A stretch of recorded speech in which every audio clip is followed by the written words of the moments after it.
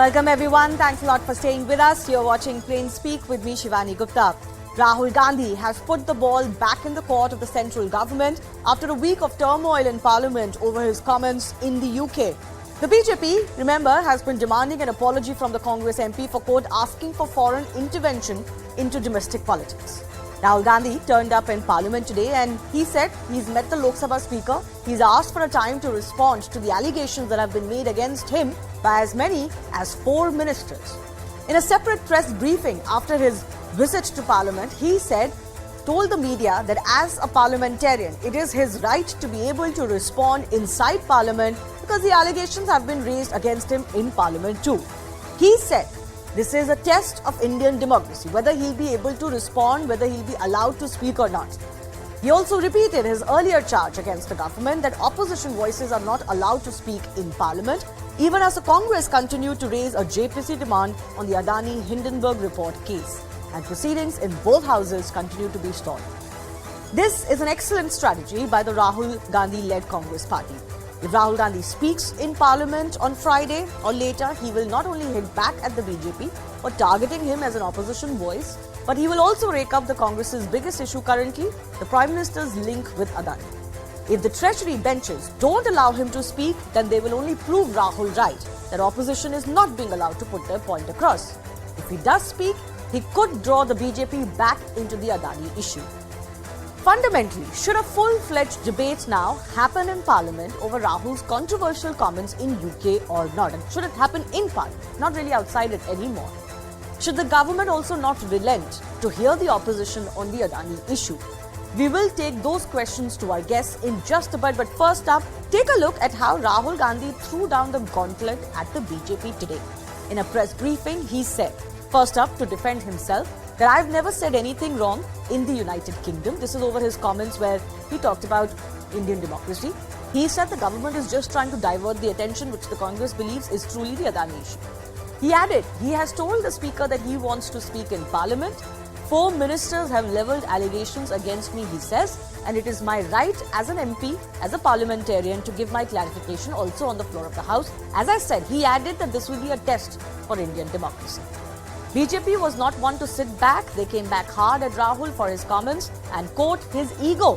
BJP leader said that Rahul cannot treat Parliament as his personal fiefdom, that he lied inside the House. This is when he was speaking on the Adani issue. Most of the portions of that speech have been taken off the record, and about Parliament abroad as well. Rahul's arrogance, a BJP leader said, is not above the country. You can criticize Narendra Modi, but you cannot insult Indian democracy. And finally, he was also accused of setting terms and conditions for Indian Parliament. Now, many Congress leaders have defended Rahul since his speech in UK went viral and created a mess for the party back home. Today was the first time, though, we heard directly from the man in the eye of the storm. Listen in to the precise Rahul comments that created a row in the first place and his defense today. How would you react if democracy suddenly disappeared in Europe? Right? You'd be shocked. How would you react if something, a structure 3.5 times Europe suddenly went non-democratic? But there's no reaction. And if we're talking about Europe, that's the thing that shocks me. And of course, there are reasons for there not being a reaction. There is sort of trade and there is money and stuff like that. But Indian democracy is a public good. So the surprising thing is that the so-called defenders of democracy, which are the United States, European countries, seem to just be oblivious. I'm a member of Parliament, and as the allegation has been made in Parliament by 4 ministers, it is my right to have the opportunity. It's my democratic right. So if Indian democracy was functioning, I would be able to say my piece in Parliament. So actually what you are seeing is a test of Indian democracy. After 4 leaders of the BJP have made an allegation about a member of Parliament, is that member of Parliament going to be given the same space that those 4 ministers have been given, or is he going to be told to shut up? That's what the real question in front of this country is right now. He set it up quite wonderfully for himself and his party. The ball, as I said, is in the Treasury bench's court. The big question we're debating today, as Rahul Gandhi comes back from his UK sojourn, his comments continue to create a row. Should the debate now happen in Parliament on whether Rahul Gandhi is guilty, especially as a parliamentarian, of defaming India or more particularly of asking for foreign intervention when it comes to India's issues? मैं सदन चलाना चाहता हूं।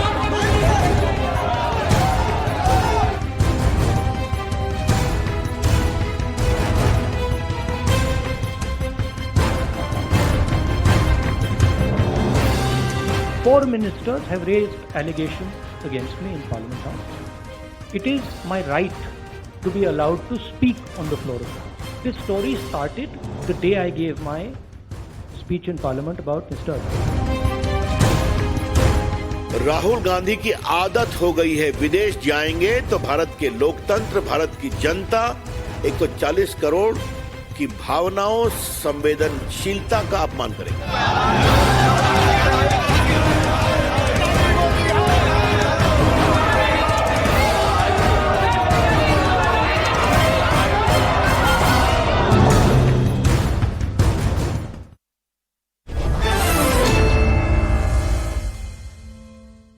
Well, both sides are quite adamant on their views. Let's open this up to the guests who are joining us. RP Singh from the BJP. Sravanti Palwai is the Congress spokesperson joining us on the show. Arun Anand, consulting editor, First Post, and also Javed Ansari, senior journalist, will be with us in just a bit. Sravanti Palwai, I want to come to you first up. The BJP says that, all of this is going on. The Congress is demanding a JPC on the Adani issue. Rahul Gandhi came to Parliament today. Actually, he came when the Parliament was not in session. Rahul Gandhi says a minute after it was, the houses were adjourned at 2 p.m. when they when they started again. But in all of this, he hasn't quite explained his statement. If he can make a comment on Indian democracy in UK, why can't he explain himself also in front of Indian media? Why is he insisted he'll do it only in Parliament? Well, for all those who have heard the Cambridge speech of Rahul Gandhi, I still fail to understand where Rahul Gandhi had either undermined India or even asked for foreign intervention in any of the issues happening in India. It is a bitter truth that he spoke.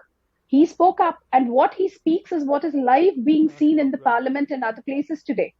Well, if democracy is in peril, it is the duty of every citizen of India to fight against it. Fair enough. I'm not discussing the merits. Rahul Gandhi took up the crutches. No, I'm not discussing particularly the merit of Rahul Gandhi's statements. We will, of course, come to that too. But I do want to say that actually he didn't say Indian democracy is in peril. That may be an afterthought he made after the speech with the Indian journalist that went viral. Actually, in that speech, he said that democracy has come undone in India. It has already happened. It is not waiting to happen. So that is also on record. But the question I'm asking you, you are defending him, Congress leaders have been defending him. Why can't Rahul Gandhi explain himself? Why is he insisting he'll do it only in Parliament? Rahul Gandhi has never run away from giving an explanation or trying to put forth his view or idea. And as he has very clearly said in today's press conference, he is a member of Parliament and allegations have been leveled against him by 4 central ministers, nothing less, in the August House of the Parliament. So obviously, as a parliamentarian, it is his right to defend himself in the floor of the August House before coming out into the public or before the media. Okay, fair enough. Rahul Gandhi is neither running away from giving an explanation, nor is he shying away from whatever he has said.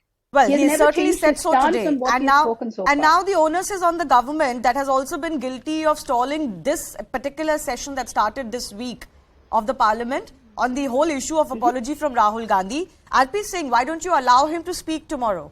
That is a test of Indian democracy, Rahul Gandhi says. Certainly a test of the government. If you want an apology, certainly you must give him time to speak. That's what dynasty do. Dynasty tells the democracy that if you allow me to speak, you are democracy, otherwise you are not a democracy. If Supreme Court gives order as per them, the Supreme Court is democratic, otherwise it's not democratic.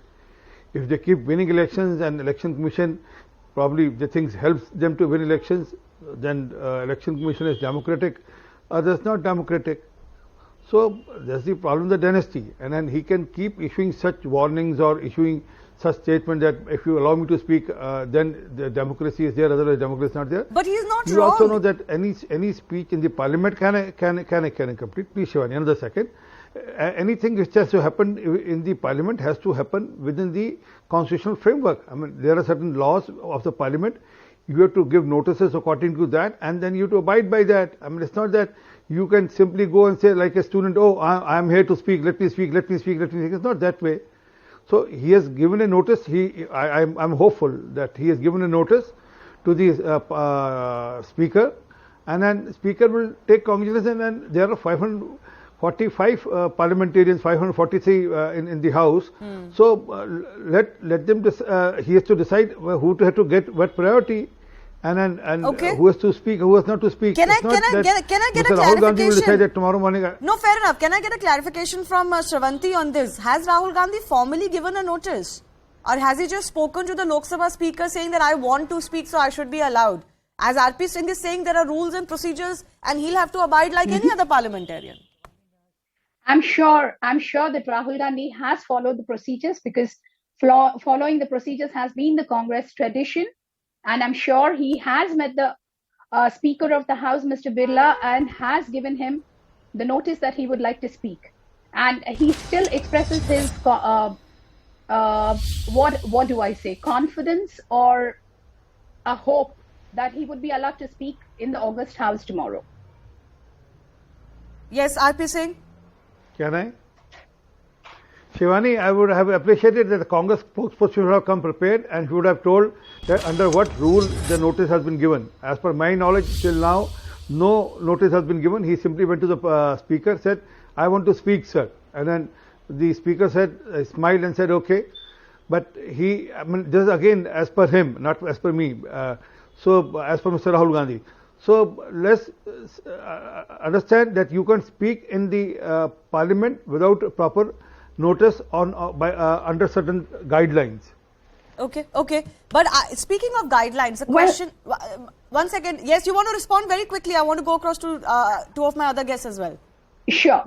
Definitely, as our Honorable RP Singh ji has said, well, as a parliamentarian, Rahul Gandhi ji holds the right to speak in the House. Yes. And especially when, as a parliament member, he has been attacked by 4 ministers, maligned by 4 ministers on the House, August House, he obviously is going to defend himself. And for that, I'm sure, as much as rules are there, the rules also allow a parliamentarian to defend himself. Yes, but the premise, Ms. Palwai, is that he can't turn up 4 days after the parliament has started and then suddenly come and say, okay, I'm here now I must speak. ऐसे तो नहीं होता है ना? बिल्कुल नहीं होता है, but he has already met, he did not come onto the floor of the House and ask. He did go to the Speaker, who is the chair of the House, to request him. Okay, I think Javed Ansari also wants to come in. One second, RP Singh. Can I make a small point? Yes, small point only. Shivani, this cannot be you invited 4 people. This cannot be a debate between just these 2. Okay, sir, give me a minute. I'm coming to you. I mean, give me a minute. I'm coming to you. You joined the debate a little bit late too. Yes, RP Singh. Sir debate तो हमारी है, आपसे तो special comment लेने. You are expert commentator. Debate तो हमारी और कांग्रेस वालों की है.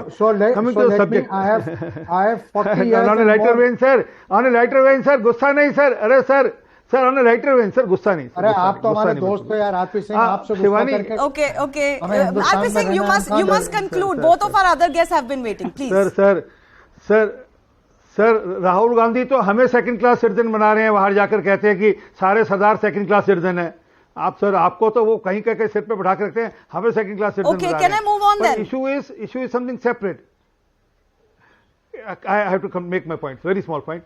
Issue is that has he given notice under the rule as per the parliament? Okay. I mean, simply going to the speaker saying that I have come here because four ministers have spoken against me. Has he said that I'll speak on what I has said in the foreign land and I'm prepared to apologize for that? No, why should he say that he's prepared to apologize? No, it doesn't work like that either. But I want to go across to our other 2 guests. One second, I want to go across to our other 2 guests. Arun Anand has also been waiting. Arun Anand, because Rahul Gandhi said that, allegations have been made against me in parliament and as a parliamentarian, I must be allowed to respond. I do, my memory goes back to his speech when he talked about the Adani issue. Today he said that, most portions of that speech have been expunged. Now, the reason those portions have also been expunged, as the BJP will say, is that he made unsubstantiated allegations against none else than the Prime Minister of the country. So, if Rahul Gandhi takes offence to the fact that somebody said something against him in Parliament, he should also remember that he is also not free to make those allegations against another parliamentarian. This is not also part of the rules. But he forgot that. Shivani ji, I think, it's an election year and it's all about, optics. Actually, if you look at the record of Rahul Gandhi's performance in Parliament, so I find it very surprising, how he can, talk about Indian democracy. And this budget session, his attendance has been 33%. Last monsoon session also, he had very low attendance, and last winter session, he had 0% attendance. And if you go from 2019 onwards, his performance has been much below par. He's hardly been basically, present in Parliament. He has only participated in 6 debates. And this is much below the national average, which an average MP does not only at the national level, but even the state which he is representing now, Kerala. So all their MPs, they have performed, almost like much better than Rahul Gandhi. So I don't know, what kind of moral ground he has that, he can talk about Indian democracy and, speaking in Parliament. So I think that is one thing. Second thing is that, see, I think there is a larger question also, as you were mentioning that, Rahul Gandhi, whether he'll be allowed to speak tomorrow or not. The overall discourse level in the Parliament has gone down over the last, not 8 years or this year, over the last couple of decades or so. I think all the political parties need to do some introspection about it, especially when these things are broadcast, live across the country. So I think that's also a larger question which people cutting across all the political parties need to address. Okay, I'll come to that in just a bit, but can I just focus on this whole, showdown between Rahul Gandhi and the BJP or Congress and the BJP? Javed Ansari, my question to you is same. Rahul Gandhi is saying that, 4 ministers stood up and spoke against me. Yes, those ministers made certain charges against him and he should very much be allowed to respond in Parliament. But what about the allegations that Rahul Gandhi made against the Prime Minister? The very remarks that he complains have been expunged. Were those under rules and under the decency of parliamentary democracy? Did he also not cross a line? Look, whether he crossed the line or not has to be decided by the Speaker. The Speaker, in his wisdom, has decided to expunge those remarks. This is not the first time that allegations have been levelled against those in power. But this is perhaps for the first time that large portions of those allegations have been expunged without the person against whom those charges have been made or allegations been made being given a chance or been asked to clarify. Under the rules of procedure, Parliament functions under rules of procedure, not according to how Javed Ansari views something or my friend Mr. R.P. Singh views something. There are rules and procedures. The rules are as simple and as follows. I have 40 years of experience covering Parliament, which is that if there has been a reference to a member, he has the right to reply. He has the right to reply, and he has to seek the permission, request the permission of the chair, and then the chair allows him to speak. You normally, if you want to raise something suo motu, for that you have to give notice. But if you want to reply because you've been named or been referred to, then you are allowed. No, because Javed Ansari, you didn't understand my question. I'm not disagreeing with that. One minute. No. The debate, the argument was earlier that how can he? And often we've seen during debates that the opposition names somebody, a minister or somebody from the government names somebody or refers to somebody from the opposition. It's during the debate the person is allowed. You don't have to serve notice. So this business of notice is not there on the rules as far as right to reply is concerned. No, my question was fundamentally this. Rahul Gandhi is quoting the rule book today, that because you have named me and attacked me in Parliament today, I must have a right to respond. I am saying that he very much does have a right to respond and he must be allowed. And I almost agree with him. It will be a test for the Treasury benches whether they allow this to happen or not. It will look bad on them if it doesn't happen. But my central question remains, all of this started with his remarks on the Adani Hindenburg report, dragging another parliamentarian, in this case the Prime Minister. Those remarks were expunged. As So you let said, the Prime Minister reply. in the wisdom of the Speaker, the Prime Minister responded whichever way he No. chose to respond. No, the Prime didn't Minister answer responded any of those whichever way he questions. chose to respond. My question fundamentally is different. He's been using the fact that his remarks have been expunged and going to UK and talking about how, because his remarks were expunged, there is no democracy in India and opposition is not being allowed to speak. The Speaker, for example, came out on record and said nobody's mics were switched off. So my question is, you're quoting the rule book today. What about the fact when you dragged another parliamentarian, Nishikant Dubey, for example, has moved privilege motion against Rahul Gandhi saying it's not allowed. You can't do that. You cannot make those allegations against another parliamentarian. Then what about those rules? So as far as double standards or changing positions is concerned, political parties adopt positions depending on where they stand on the given day. I can give you a dozen and more instances of the position that the BJP had taken while they were in opposition. GST is one. They opposed it tooth and nail, and they were the ones who went fast forwarded it and implemented it. I can give you half a dozen more instances. I can give you instances of Congress party. When it was in the government, it took another position, and now suddenly because you're in the opposition, so you take another position. Consistency is not the hallmark of politicians, unfortunately. Okay, all right. And this applies across board. If there were allegations made against the government or the Prime Minister of some kind of wrongdoing on the Adani issue, the government falls well within its rights, and it should have presented its point of view. Rather than just because you ignore something, wish something away, it doesn't go away. That's not an answer. Okay, I want to go across to our political panelists one more time. Ms. Palwai, I'm coming to you now on the merits of the statements that Rahul Gandhi has made. Congress has been defending them, but is there any defense for an Indian parliamentarian to go overseas, that to a country like UK, our former colonial masters, and say there is no democracy in India? And I am surprised that the US and EU are not reacting. Is there any defense to that? Forget about whether BJP raises a question or not. The public will ask a question, is there any defense to these statements? The merits? Definitely. As a parliamentarian, as a person who has undertaken a long yatra where he has met people cutting across all parties and all walks of life, his experiences there have shown him, and what he has put across is all that he has gained in that. And the very fact that he's talking about, the very fact that he said the democracy is not in its original form or the form that the founding fathers had wanted it to be.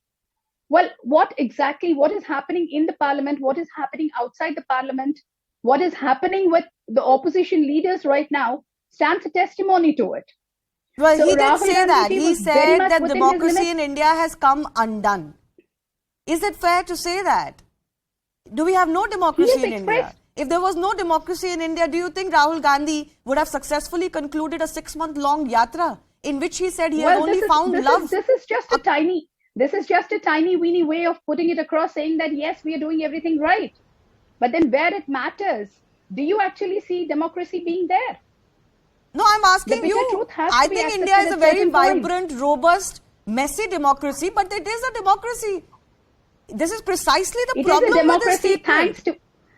Thanks to all the care that the founding fathers had taken in terms of framing up the constitution. Fair enough. Had it not been for the constitution, I even shudder to think what India would have been today. No, we all shudder. Also, when we look back at the multiple amendments that Congress governments have done to the constitution you speak about. So this is not something that the Congress can have a high moral ground on. But anyway, let RP Singh respond. Looking at it, none of the amendments have actually altered the basic fact. Or the Madam Indira Gandhi altered the preface of our constitution. What are you talking about? She just added one word, secular. Two more words. When there was emergency in India, let's not get into it. But let RP Singh respond. I'm coming to the fundamental question of this whole democracy debate. You must allow Rahul Gandhi to speak in parliament. Otherwise, there will be question marks on how tolerant you are on the opposition's views, RP Singh. That's also a case. Well, obviously he'll be allowed. I mean, if he has given notice as per rule, he'll be allowed. But who's talking about democracy? I mean, you just mentioned about emergency. Shivani, you will remember Postal Bill 1988. What was Mr. Zaved Ansari will remember? Introduced by Mr. Rajiv Gandhi, which was turned down by the then President Gyani Jail Singh. I mean, if that is the sort of democracy you are talking about, I mean, and then sacking almost more than 90 governments under Section 356, state government under Section 356, I mean, is that the democracy you are talking about? So they have no local standard for talking about democracy. As I said initially, the problem is that Dynast thinks that is his way or highway. I mean, you accept his way, whatever he says is right, or okay, then you are all wrong. I mean, whether it's the Parliament, whether it's the Supreme Court, whether it is the Election Commission, or whether it is even the Army Chief, the functioning of the Army, that for that regard. Okay, Arun Anand, is all the criticism that Rahul Gandhi's statements, especially overseas, are getting, it would have been another matter had it said it in India? We would have possibly debated it, but obviously it has become a bigger issue because he said it overseas and he has been accused of virtually asking for foreign intervention or a reaction or something from US and UK, which nobody really understands what he's asking for. But given what has happened, do you think the criticism that's coming his way is fair and his comments have ultimately hurt the Congress party ahead of the general elections? I think I'm actually quite surprised, after this Bharat Jodo Yatra, it appeared, that he has got a greater connect to the ground. But why is he picking up these issues? Because these issues do not resonate with, common people. And as far as, this democracy debate is concerned, so in Himachal Pradesh, the Congress won the election. So had there been no democracy in India, they wouldn't have, So it's just like the EVM debate. जब Congress जीत जाती है तो EVM ठीक हो जाती है, जब कांग्रेस हार जाती है या अपोजिशन हार जाता है तो ईवीएम खराब हो जाती है. Having said that, see, the thing is that the problem is that that they are not connecting with the issues on the ground. The issues on the ground are, they should talk about employment, they should talk about price rise. This democracy thing, this doesn't cut any ice with, but I think probably they're not able to get hold of any issue. And to get hold of any issue, you really have to do very strong, groundwork. And for that, you need to have a very strong cadre base. So all these things are missing. So they are latching on to these issues. And but one last thing, I think it's like a pot calling the kettle black. Because in CWC, within your party, you don't hold, any organizational elections. And you are talking about, Indian democracy. So I think it's really ironical. Well, now the Congress party can claim at least they did have elections for their president, which the BJP hasn't had for many, many terms. At least that one they've got above the BJP now. No, Shivani, you're wrong here. Why? Nadda ji was elected. Who was his opponent? Nadda ji is a president through election process. Who was his opponent? Well, I fail to recollect any election process that took place in the BJP. No, I mean, election doesn't mean that you need to have opponent. I mean, election doesn't mean that you need to have opponent. There are elections by consensus also. But coming to the point. No, but Shivani, another point. When they talk about democracy here and then go and beg the foreign powers to intervene here in the Indian democracy. Australian PM, PM recently, what did he say? What did he say about the Prime Minister? In his entire speech, did Rahul Gandhi ji ask for any intervention from anyone? He expressed his opinion, he expressed his anguish, and expressed his desire for the same country with the democratic values that the founding fathers had wanted. No. Let's be fair, he did want a reaction from the US, EU. Like I said, he could now have plausible deniability. Yes, Javed sir, I'm coming to you. He could now have plausible deniability and say, I just asked him to respond because Indian democracy is important for the entire world. But he did want a reaction from them. I don't understand what exactly. Frankly, a lot of these countries do respond to what's happening in India in any case. Yes, Javed sir, respond to what Arun Anand is saying. You'll be oblivious to this. Fundamentally, the Congress party is failing to grab an issue against the Modi government. And these are not issues that are going to work for them in India. This may be nice intellectual debates overseas. Shivani, ma'am, please allow Javed sir to respond. Parva ma'am, please allow. I'll just take 10 seconds. Yes. Unemployment was something, corruption was something that the Congress party has always been fighting on at all forums. Okay, Javed sir, yes. Yeah. Look, the point I want to make, for their unemployed Yuvraj, we are only quoting Rahul Gandhi's speech partially. If you go through the video that's been posted, he clearly says this is an internal matter and we'll deal with it. He said that later, Javed sir. We know that. He said that later in a different event. Sorry, Mr. Javed, I'm sorry. You're wrong. God's sake, allow me to speak now. Yes, go ahead. And it's wrong of Rahul Gandhi. As a matter of principle, I believe Indian politicians must refrain from washing dirty linen in public while abroad. And this applies to Rahul Gandhi. It applies to ministers and prime ministers and chief ministers. It was wrong of Rahul Gandhi to go to England, our former colonial master, and say what he said. But was it right of the prime minister to go to China, our arch enemy, who's still occupying Indian territory, which is I take objection to this, Shivani. I'll appreciate. Please play that video what Prime Minister said in China and Korea. I have never been. Mr. Zaved Ansari, you are a London man. Mr. Zaved Ansari, you are a London man. Don't go by WhatsApp University. Okay. I will appreciate. Please go through that video thoroughly before you go by the cooked up message of the WhatsApp University. We've discussed this. We've discussed BJP. Shivani, I'll appreciate. I've discussed this. You said this on my show. Have another show. I will come to your show tomorrow. Get Mr. Ansari tomorrow to your show. Get Mr. Ansari to your show tomorrow, and please play that video complete and let Mr. Ansari apologize tomorrow on this. Apologize for what? I didn't make that statement. Why should I apologize? For misquoting the Prime Minister. Sir, for misquoting the Prime Minister. I'm saying I'm taking a challenge. I am taking a challenge. I'm taking a challenge. Please play the complete video tomorrow. I'll come to the show and Mr. Ansari be part of the show and let Mr. Ansari apologize after that. I'm giving a challenge. I think we know what we are discussing here. Javed Ansari, the BJP insists that qualitatively there's a difference in what the Prime Minister said. You can have an opinion that he was wrong in making that statement. It's a matter of opinion. Yeah, exactly. But qualitatively it was different than what Rahul Gandhi said. He didn't ask for anybody to react on India.